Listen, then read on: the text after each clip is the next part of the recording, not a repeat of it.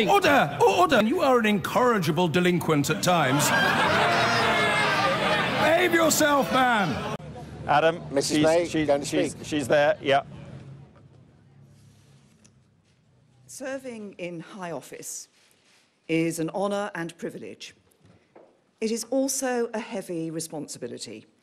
That is true at any time, but especially when the stakes are so high.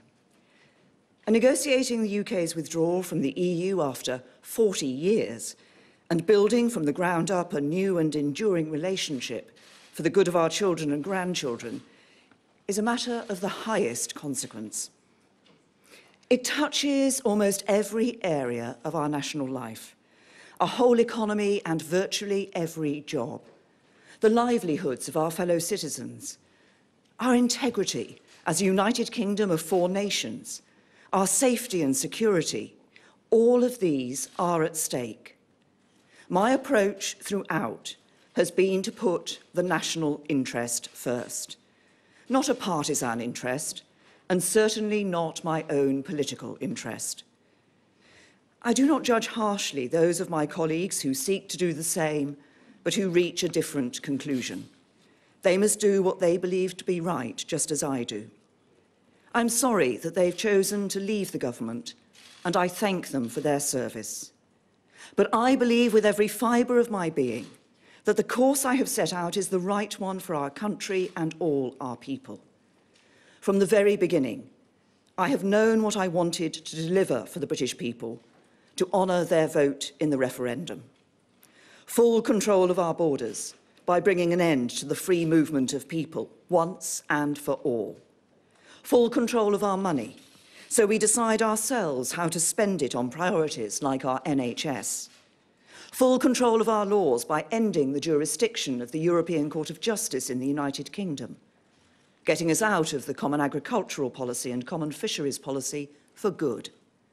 That is exactly what this agreement will deliver. Free movement ended. Vast annual payments stopped. The jurisdiction of the ECJ over.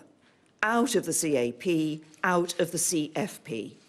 This is a Brexit that delivers on the priorities of the British people.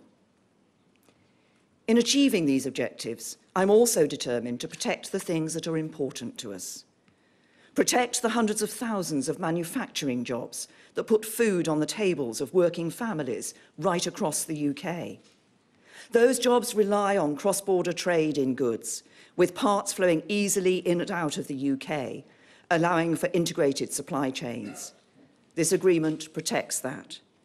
Protect the close security cooperation that helps keep us safe. This agreement does that. Protect the integrity of the United Kingdom and the peaceful settlement in Northern Ireland by leaving the EU as one United Kingdom and having no hard border between Northern Ireland and Ireland. This agreement does that as well. Yes, difficult and sometimes uncomfortable decisions have had to be made. I understand fully that there are some who are unhappy with those compromises. But this deal delivers what people voted for, and it is in the national interest. And we can only secure it if we unite behind the agreement reached in Cabinet yesterday. If we do not move forward with that agreement, nobody can know for sure the consequences that will follow. It would be to take a path of deep and grave uncertainty when the British people just want us to get on with it. They are looking to the Conservative Party to deliver a Brexit that works for the whole UK, a strong economy that keeps jobs safe and wages rising, and first-class public services we can rely on. An NHS there for all of us, great schools for every child, and the homes that families need. That is what the people we serve expect, and that is what we owe it to them to deliver. Goodness me, you normally put your hands straight up after the... Laura.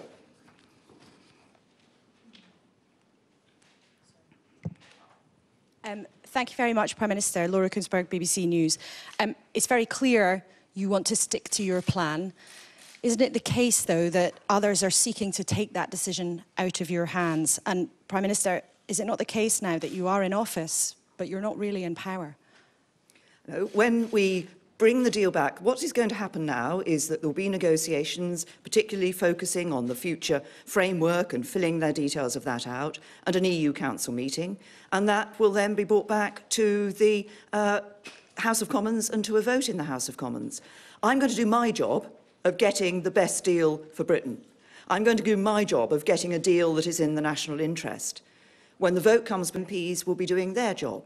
They will need to look at that a deal. They will need to consider the vote of the British people to leave the European Union and our duty to deliver on that vote. And of course, they will be held to account by their constituents for the decisions that they take. Tom. Thank you, Prime Minister. Tom Newton-Dunn for The Sun. Prime Minister, if there was a confidence vote held in your leadership of the Conservative Party, do you think it's in the national interest for you to fight it? And if you win by only one vote, will you carry on as Prime Minister? Leadership is about taking the right decisions, not the easy ones.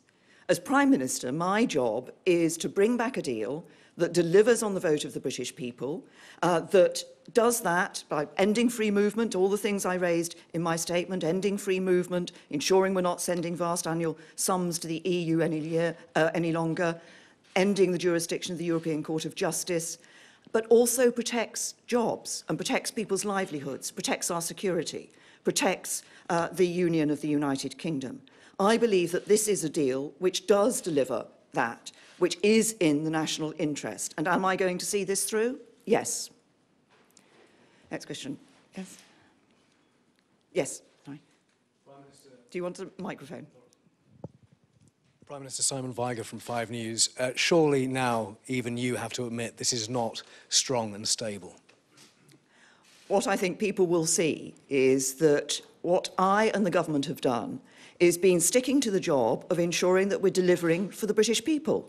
That's what we're doing. We're delivering in the national interest. And look, you know, MPs have been debating the best way to deliver Brexit ever since the referendum took place in 2016. And there's been much criticism throughout that time of the government's approach. People have been ready to point out what they don't like. But one simple fact remains, and that is that nobody has produced any alternative proposal which both delivers on the referendum and also ensures that there's no hard border between Northern Ireland and Ireland. And I understand some people feel uncomfortable about the details in the backstop, particularly in the withdrawal agreement, and I share some of those concerns. But there's another inescapable fact. There is no deal which can be agreed with the European Union that does not involve a backstop to act as an insurance policy against a return to the borders of the past in Northern Ireland. All the other approaches, Norway, Canada Plus, etc., they would all require a backstop. And the alternative of repudiating that backstop would not only mean reneging on a promise to the people of Northern Ireland, but it would also collapse the negotiation and end hopes of securing a deal. So what has the government been doing? We have been absolutely clear in focusing on delivering what is in the best interests of the British people. Faisal. Faisal Islam, Sky News. Prime Minister, are you not in denial about the chances of getting this deal through Parliament? And for the critics in your own party that have been sending in letters very publicly, is it time for them to put up or shut up?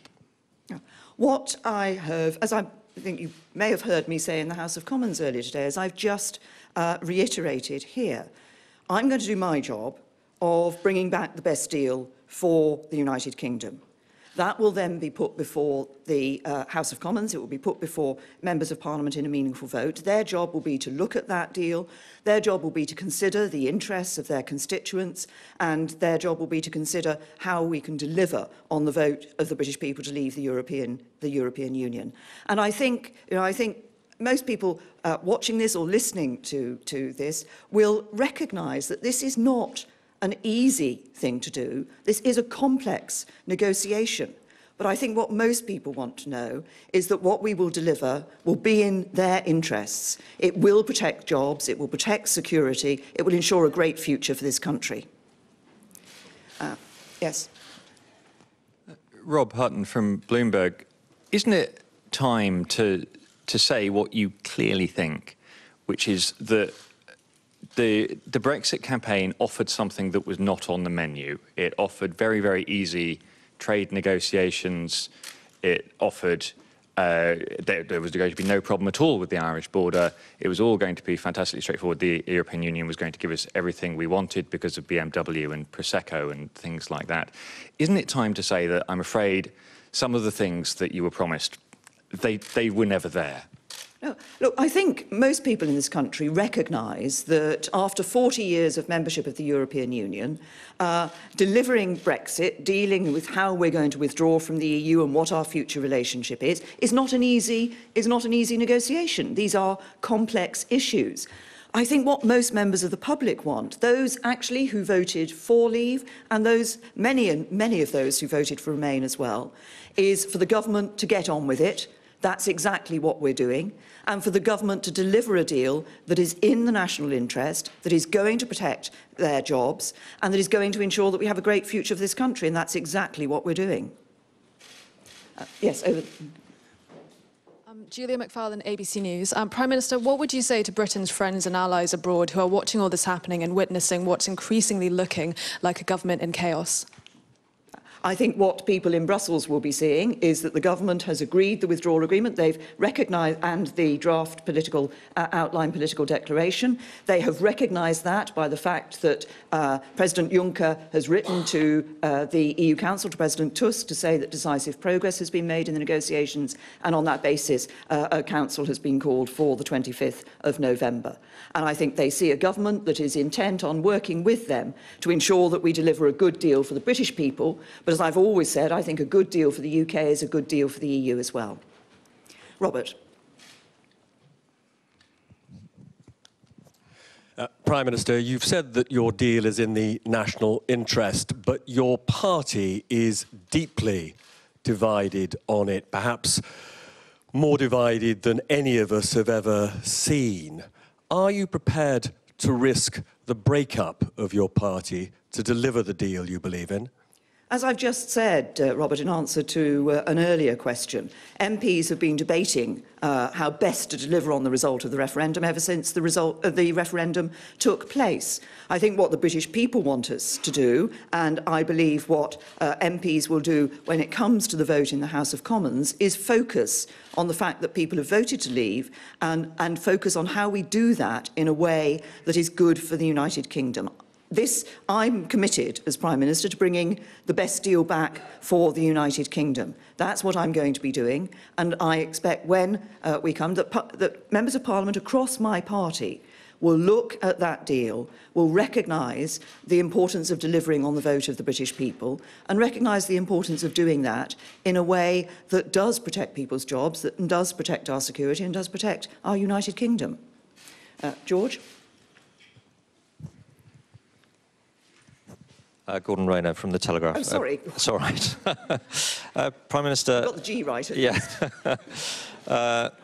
There are reports tonight that Michael Gove has been asked to become the new Brexit Secretary, but that he will only take that job on condition that he is allowed to go back to Brussels and try for more concessions. Will you allow whoever becomes the new Brexit Secretary to do that, to try and get more concessions? And there have been no announcements yet on any appointments to replace people who've resigned. Are you struggling to find people who want to fill those roles? Now, I've had actually rather a busy day, as you might have seen, 3 hours in the House of Commons. But seriously, look, Michael has been doing an excellent job at DEFRA, and particularly in his defence of the fishing industry. And as you'll see, there's some very important elements of the outline political declaration which recognise that the United Kingdom will be an independent coastal state in the future. Fishing is an issue that matters to people, and Michael's been doing an excellent job in terms of ensuring that we're delivering on that commitment that we have to come out of the common fisheries policy. I haven't appointed a new DEXU secretary yet, and I will, of course, be making appointments to the government in due course. Jason? Thank you. Jason Gross from the Daily Mail. Just to follow up Tom's question, we've seen several of your colleagues today declare that they no longer have confidence in your leadership. What will you do if there's a vote of no confidence in the coming days? Well, as I said earlier, look, leadership is about making the right decisions, not taking the easy decisions. As Prime Minister, my job is to get the best deal for Britain and to bring that deal back to the House of Commons, and that's exactly what I am focused on doing. I think members of the public want the government to get on with delivering on Brexit for them. And as I said earlier, am I going to see this through? Yes. Who shall we have here in front? Prime Minister, thank you very much. Nick Robertson from CNN. You've talked about leadership as being the position of taking hard decisions, the right decisions, that some of the choices have not been easy. Would you share with the country now some of those decisions that you personally have found have been the hard, tough, not easy decisions to take? Well, in relation to the deal that we're looking at, there's, as I've said before, I recognise there are concerns about the backstop. That is an issue, and I share many of those concerns. And the decision to go forward and on the basis that we have was not an easy one. There was a very good and impassioned debate that took place in the Cabinet yesterday over these issues. But overall, looking at the national interest, we agreed as a Cabinet and as a government that the deal that we have is the right one to proceed with, to go to the next stage of the negotiations, and obviously those negotiations lead up to the EU on the 25th of November. Mesa?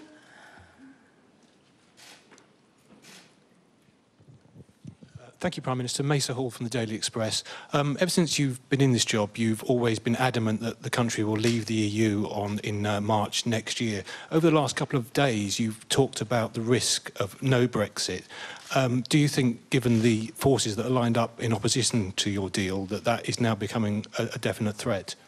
Well, there were a number of members of Parliament who stood up in the House of Commons today and said that their view was that staying within the European Union was the right thing to do. I disagree. We gave the vote to the British people. Parliament overwhelmingly gave that vote to the British people to decide whether or not to stay in the European Union. The people voted to leave, and I believe it is our duty as a government, I believe it's our duty as members of Parliament to deliver on that vote of the British people. And we will be leaving on the 29th of March 2019. On the edge there, sorry, yes, Thank you, Prime Minister. Matthew Thompson from LBC. I'm just wondering to what extent this crisis is, to some extent, of your own making, in the sense that it's a failure of expectation management and not bringing people like the DUP and hardliners within your own party along with you. Obviously, they weren't going to like what was in this deal. Should you not have brought them on board a little bit more quickly? We have been working on this deal and negotiating on this deal. There have been various staging posts where we've made clear to people what the approach that we're taking in relation to these issues. That happened in December at the joint report. Obviously, then there was further information that we put forward in the spring, and then in July our approach was clearly set out for people. We have, of course, been discussing with colleagues and with people in the House of Commons, as we have been discussing with business and others as we progress through in putting this deal together. What has been the focus, as I said earlier, is making sure that the deal that we deliver is a deal that delivers on the vote of the British people, that does so in a way which is in the best national interest, which ensures that we protect people's jobs and livelihood and security, but also ensures that we are able to move forward outside the European Union as a global Britain, and, for example, to ensure that we can negotiate trade deals around the rest of the world. I believe that's what's in the interests of people here in this country, and that's what we will deliver. I'll take a couple more questions now, George. Sorry, Paul Wall, HuffPost. Oh, have I done it again? Lots of reporters... Anybody who thinks I've got George Parker on my mind is, you know... It's lots of reporters with no hair, Prime Minister. I think that's it. Prime Minister, if the House of Commons voted by a majority for another referendum, for a people's vote, would you see that as a resignation matter, or would you see that as you having to implement the will of Parliament as Prime Minister? Well, look, I have taken a very clear view about the question of a second referendum. I've made that view clear to members of Parliament, and I think actually across the House of Commons, most members of Parliament recognise that they gave a vote to the British people, and the British people voted, and it's up to us to deliver on that vote and not have a second referendum. As far as I'm concerned, there will not be a second referendum. We asked people their view. They said we should leave the European Union, and we will leave the European Union, and we will leave on the 29th of March 2019. Look, if you look across the House of Commons, yes, there have been some voices for a second referendum.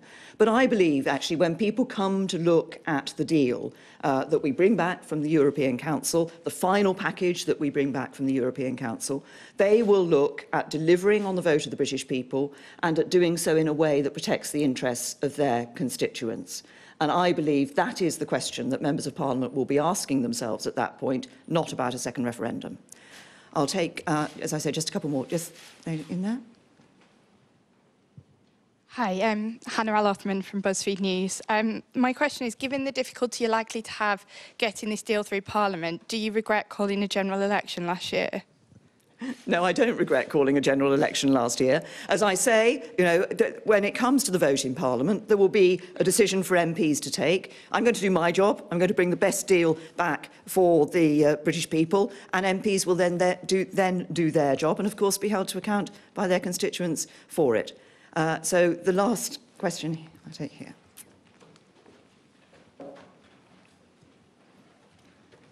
Thank you. Joe Waltz, The Independent. Prime Minister, you're a cricket fan. From the outside, it looks like, at the moment, you're a long, long way off getting the number of runs that you need, but your batsmen are dropping like flies. Is there any number of wickets that will fall in your cabinet before you resign as captain? Well, can I just say that you might recall from previous comments I've made about cricket that one of my cricket heroes was always Geoffrey Boycott. And what did you know about Geoffrey Boycott? Geoffrey Boycott stuck to it, and he got the runs in the end. Thank you.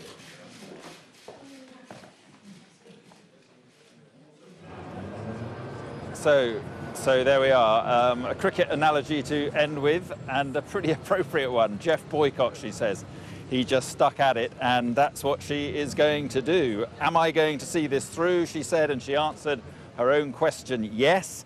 And she had earlier said, I believe with every fibre of my being that the course I have set out is the right one. She says she's going to carry on. There's going to be more negotiations with Brussels, and then she will go to this vote, it seems, in the Commons. That's if Tory MPs allow her to do that. Let's bring in Adam Bolton, our editor-at-large, who's in Downing Street. So, Adam, she's defiant. She's fighting on. She seemed very composed. She seemed even in quite a good mood. What did you make of it? Yes, Mark, it was the Theresa May we anticipated, the very determined one. She opened with that very brief statement, again making the case for the deal that she's brought home, and actually caught the journalists rather off guard, because I think some of them were expecting her to go further. But what is fascinating about her is that she is deliberately taking the emotion out of this. There's so much heat here at Westminster, but you know, she opened up by saying she didn't blame people like Dominic Raab and others who'd resigned from the cabinet.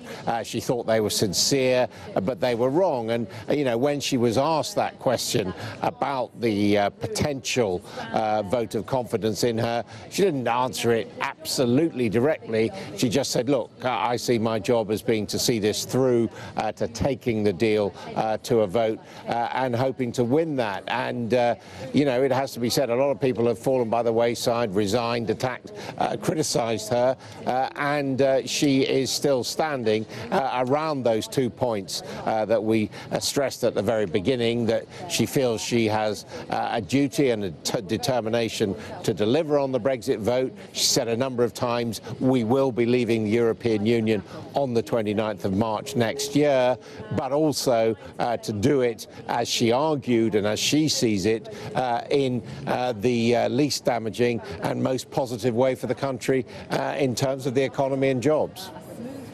Right, and Adam, I mean, I suppose the key question is, does this make the vote of no confidence. Does it make this more likely now after what she said, or do you think it's less likely that people will say, well, look, you know, she's just going to crack on, we should let her crack on? Well, I'm a little bit puzzled, to be honest, because we had that very sort of bold performance, not necessarily the most impressive performance by Jacob Rees-Mogg, saying that he'd sent in his letter. We also had the former minister, Steve Baker, saying they'd sent in a letter. The atmosphere seemed very much targeted against Mrs May for the first time, and you remember Rees-Mogg asked the Prime Minister directly in the statement why he shouldn't ask for a vote of confidence in her. And certainly there's been a lot of action at Westminster, assuming that the European Research Group, which claims to be 80 to 100 strong, certainly had enough Tory MPs in it to trigger this vote. Now, so far, that hasn't happened. On the record, we've seen about 16 or 17 MPs say they've sent in letters, so they seem to be a long way short of it.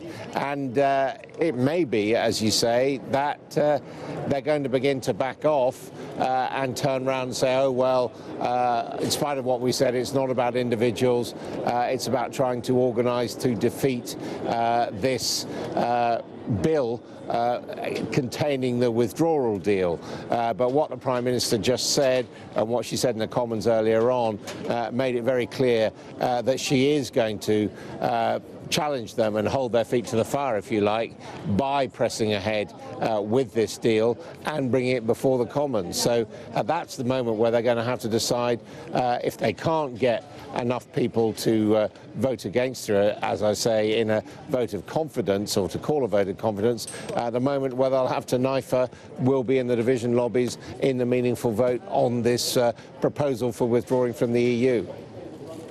All right, and Adam, briefly, if you would, because I want to go to the city where things are happening with the pound, but I mean, she's nothing if not resilient. I think, you know, we've seen a remarkable side of this Prime Minister. I mean, we got to know her. People call her the May bot. I mean, as I say, she doesn't smile a lot. She doesn't try to make friends or to challenge her enemies, but she just presses on. And that analogy with Geoffrey Boycott as doing it slowly and dourly but brilliantly is certainly one I think she will be pleased with today, and maybe his hopes of a knighthood have gone up again. Right, and just to round off, I mean, is your hunch that she's just sort of kicking the can down the road and she may get to the parliamentary vote, but then it all, you know, flares up again? Well, my guess is that if there are enough signatures for a vote of confidence, I think the evidence is that she would probably win that, and that would strengthen her. But she's clearly saying, look, that's a distraction. The focus is getting through this withdrawal, and that requires a vote in Parliament supporting me. And that will clearly be the moment of maximum danger, because at the moment, if you look at the parliamentary arithmetic, it's difficult to see how the votes are there. But this is a woman who's steamrolled forward for a number of months now with her Brexit plan. And obviously she's going to keep her foot on the pedal of that steamroller. OK, Adam, thanks very much indeed for now. Just to reiterate, Theresa May is fighting on. Am I going to see this through, she said at a press conference just a few moments ago. And she answered her own question and said, yes, I believe with every fibre of my being, she said, that the course that I've set out is the right one. Now, there's been some reaction to her media conference, I think, in the city. The pound has fallen sharply following the resignations. Let's see what's happened now. Our business presenter, Ian King, is live in our city studio. So, Ian, what does the city make of what Theresa May was saying at that press conference? Well, Mark, you were talking about Jeff Boycott just now with Adam Bolton. I mean, the chart here of how, I mean, this is the chart of sterling today says more like one of these terrible middle-order collapses that we've seen from England in recent times. I mean, sterling was trading at $1.30 overnight pretty comfortably. It sold off first thing in the morning when the Northern Ireland Minister, Shailesh Vara, quit. Big sell-off at 9 o'clock when Dominic Raab quit as the Brexit Secretary. It lost a cent against the US dollar. found a bit of a level in late afternoon, in mid-morning, then it sold off again when news came through that Theresa May was holding that press conference. But look what's happened in the last 10, 15 minutes or so. It's rallied off its lows of the day. It was at $1.27.4. It's now $1.27.8. So it's ticked up 0.4 percentage point. Sorry, 1 cent against the US dollar. So 127.88 we are at the moment. It's a very similar story actually, Mark. When you look at the euro, it's off actually slightly more against the euro than it is against the dollar. It's off by about 1.75% right now against the euro. The graph is pretty similar.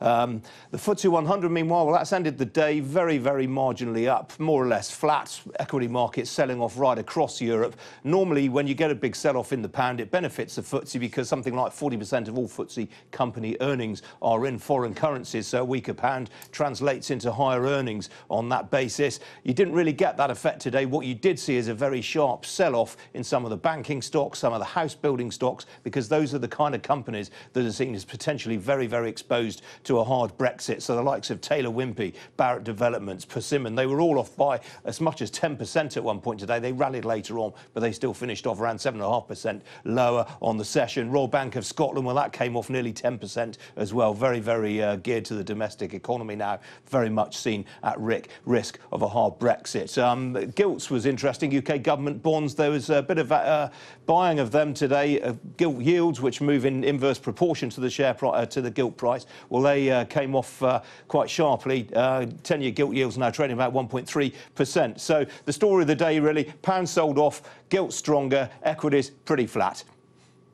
All right, and your show coming up at 6:30. Ian, thank you very much indeed for that. And so a dramatic day at Westminster, resignations, rebellion, threats to unseat Theresa May, but she is fighting on. She's just had a press conference and she said, am I going to see this through? Yes. She likened herself to Geoffrey Boycott, the batsman who kind of sticks it out. And she said, I believe with every fibre of my being that my course is the right one.